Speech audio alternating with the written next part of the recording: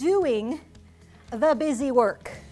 We get asked to do the things that really are outside our superpower space. So we've got to start, first of all, just saying no to those. No is an acceptable answer. Hey, Jamie, could you organize the team luncheon that we're having and just figure out what we need, what we need to eat and get people there, just to do this.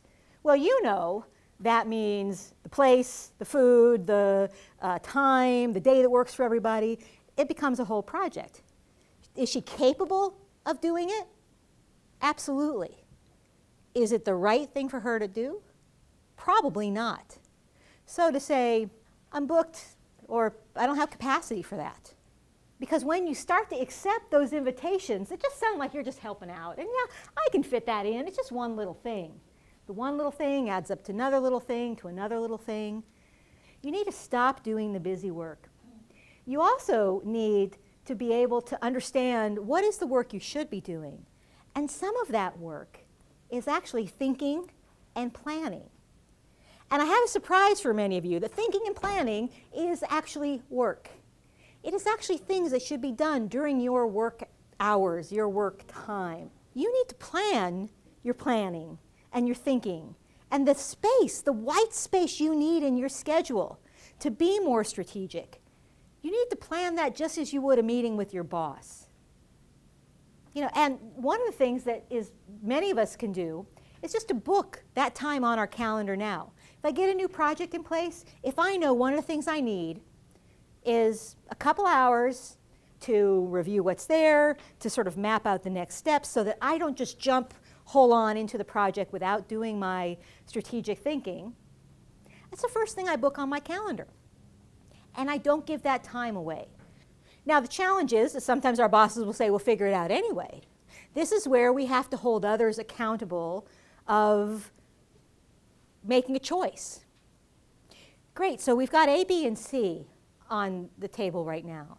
I think I can make the biggest contribution in A and B. What would you like to do with C? Not how do you want me to handle C? What would you like to do with C? Well, can't you figure out a way to do C? Well, I can if we drop A. Is that how you want to proceed? But if we give people a choice, we're going to set ourselves up for success, as well as they have a clear expectation about what can or can't be done within the time, within the budget, whatever the parameters of the project are. So we have to start learning how to drop some balls. The analogy that I use very often is like if you were playing catch with a child. I have a neighbor, her name is Kate, she's 5. If I was playing with Kate and then all of a sudden all these other balls came in at me, that experience of that most important thing I'm doing at the time gets totally diluted. Kate gets shortchanged. What's getting shortchanged in your world because you are trying to catch too many balls? And the thing we're also trying to do, and there's been a lot of fear in the economy of saying, well, I have to catch all the balls because, what if I drop one? What if I don't? Someone will say, well, you're not doing your job, or they might let me go, or it might get restructured.